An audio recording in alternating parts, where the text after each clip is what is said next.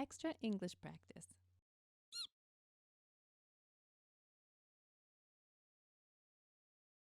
Hi everybody and welcome back to oOOo. Today we want to talk about pronunciation. We want to talk about rhythm in English, and this is something that really helps you sound more natural when you're speaking English.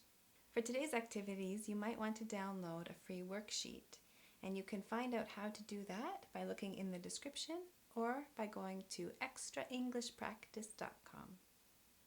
Some languages are syllable-timed languages. This means every syllable in a sentence has the same stress.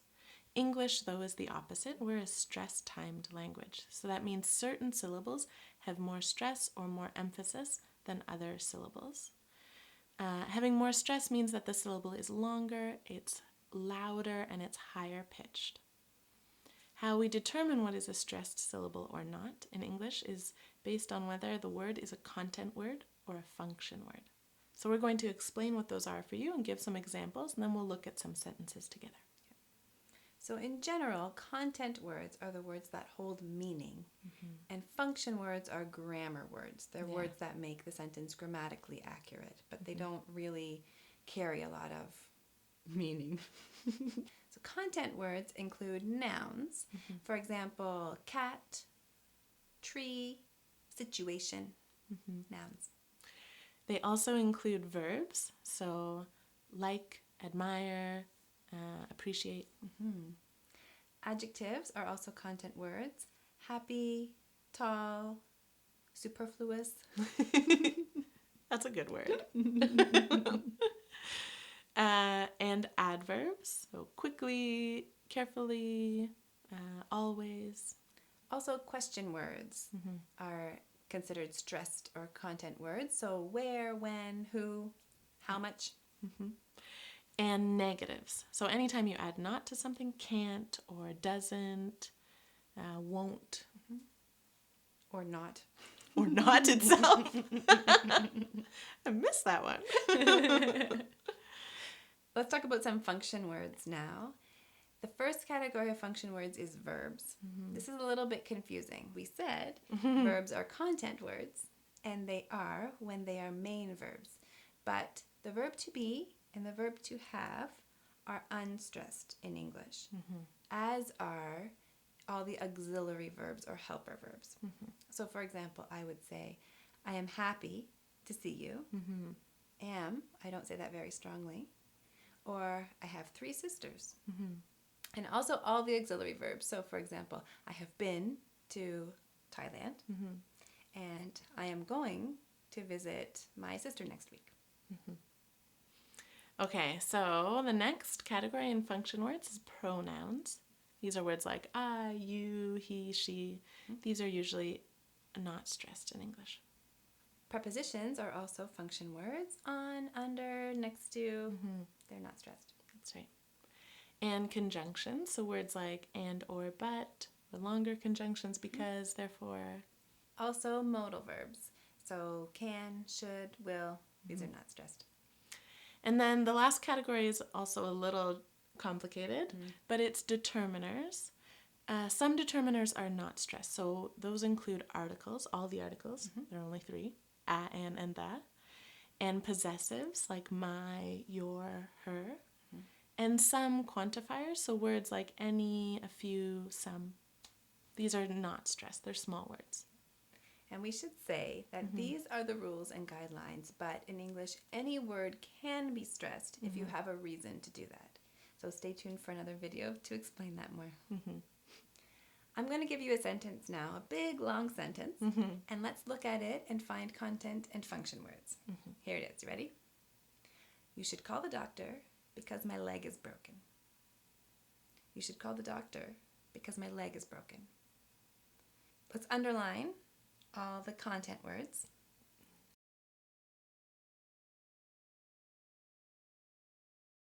And let's make all those function words a little bit smaller. And now look at this sentence.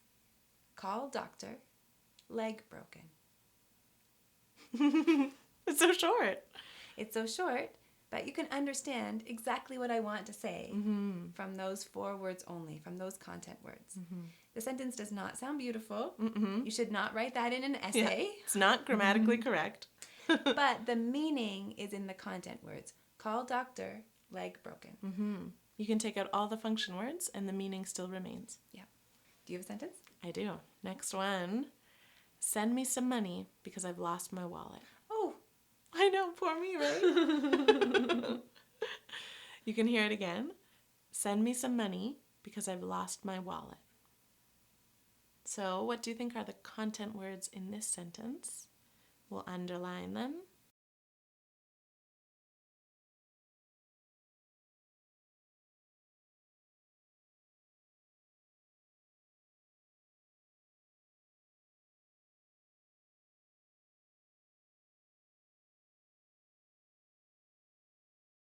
So without the function words, the sentence is, send money, lost wallet. So short again. yep. And I understand. If you send that to me in a text message, I would know something happened. There was an accident or a robbery or something. She's in trouble. She needs me. I know what to do. That's right. The meaning is all still there. Yeah. Okay, this time we're going to start with a sentence that is only content words, and we're going to add function words and see what happens. Let's see. So the original sentence is, cats chase mice. They do. Right? It's true. Yep.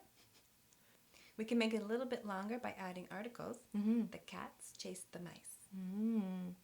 We can make it even longer by adding some helper verbs. The cats are chasing the mice. I can change the verb tense and make it longer. The cats have been chasing the mice.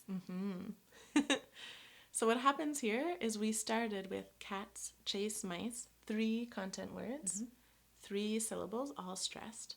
And no matter how many function words we add, the length of time it takes to say that sentence remains the same. Yeah. We'll prove it with some snaps. Cats chase mice. The cats chase the mice. The cats are chasing the mice. The cats have been chasing the mice. Do you see it doesn't change? The length of time it takes me to say that sentence doesn't change because I haven't added any more content words. So this is what it means to have a stress-timed language, that the time depends on the stressed syllables, not how many syllables there are. It's kind of strange, actually. It is kind of strange. A little bit fun. A little bit fun. Okay, let's try another one. I'm going to give us some snaps. Great.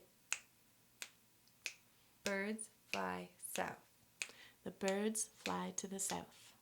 The birds are flying to the south. The birds will be flying to the south. See?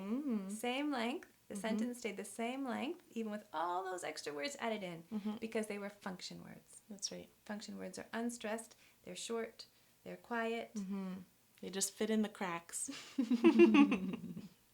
One other thing we should mention is that, of course, in English, there are words that have more than one syllable. There are words that have many syllables. Yeah, that's right. And within a word, there's often a stressed syllable and an unstressed syllable, or maybe more than one of each of those, which we have talked about in a previous video. But that plays into sentence stress. It affects the rhythm in the sentence based on how many syllables there are and which of those syllables are stressed, whether it's in multiple syllable words or single syllable words. So let me give you an example of a sentence. She likes apples. She will be unstressed. It's a pronoun.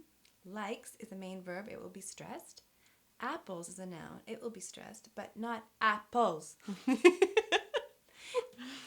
I don't want to eat one of those. The first syllable in apples is strong and the second one is weak.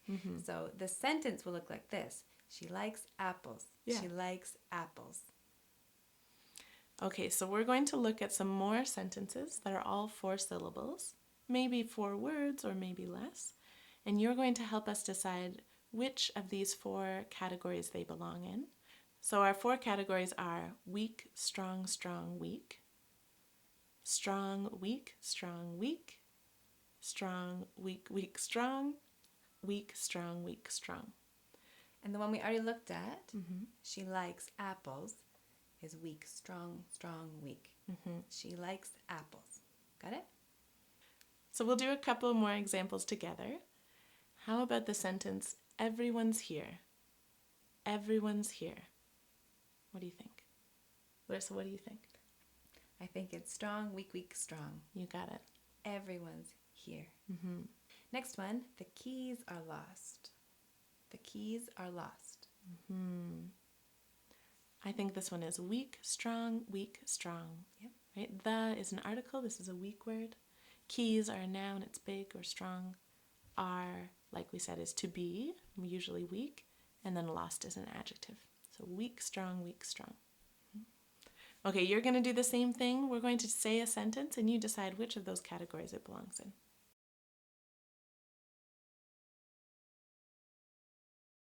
The bus is late. The bus is late. The bus is late. The bus is late.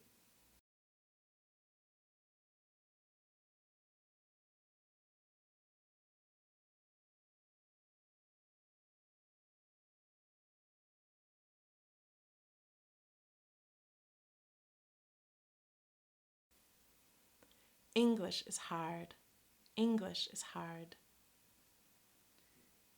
Books are useful. Books are useful. He saw her there. He saw her there. Misha made it. Misha made it. It's not a game. It's not a game. It is a game. I don't see it. I don't see it. Larissa laughs. Larissa laughs. The next practice, we're going to give you 3 longer sentences, and you're going to decide which syllables are weak and which are strong. And you can label them with the small dots and the big dots like we have been doing. Here you go.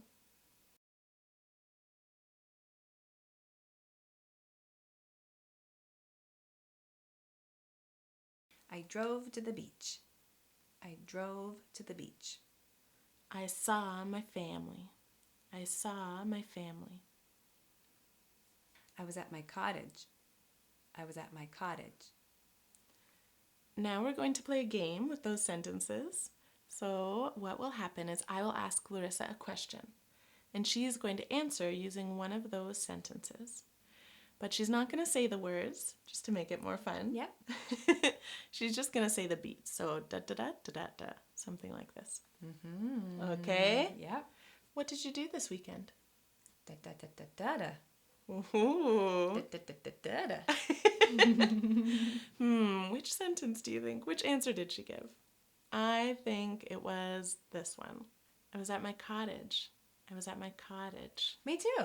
Oh, my goodness. What a coincidence. But mine sounded like da-da-da-da-da. Okay, number 2. What did you do this weekend, Misha? Da-da-da-da-da. Da-da-da-da-da. I drove to the beach. I drove to the beach. I wish I did that this weekend. What did you do this weekend, Larissa? Da-da-da-da-da. Oh. Da-da-da-da-da. I saw my family. Yes, I did. I saw my family. Nice. Here are 3 more sentences. Take a minute and write down which syllables are weak and which are strong. And then we'll play again.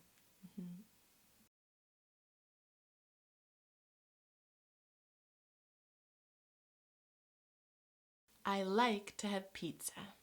I like to have pizza. I love hamburgers and fries. I love hamburgers and fries. I always eat salad.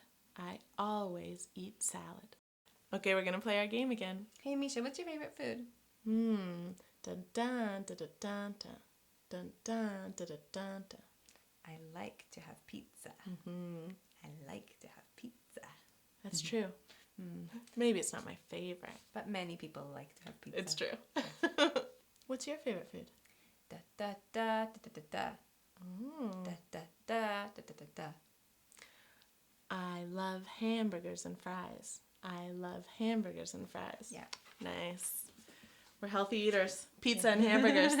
We probably should have said da da da da da da.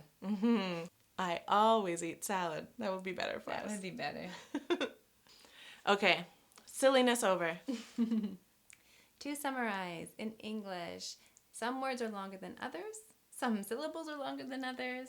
Some Some words have stress, some words are reduced. These are all parts of the rhythm of English, the rhythm of this stress-timed language. So you can practice by focusing on content words and function words and saying the content words a little bit louder, longer, and higher, and with a higher pitch, and the function words kind of short and quiet, and that will make you sound more natural. If you don't follow the correct rhythm of English, native speakers might still be able to understand you, but it's a lot of work for their brain to absorb something in a way that's different than what they're used to. So they might get tired of listening more quickly.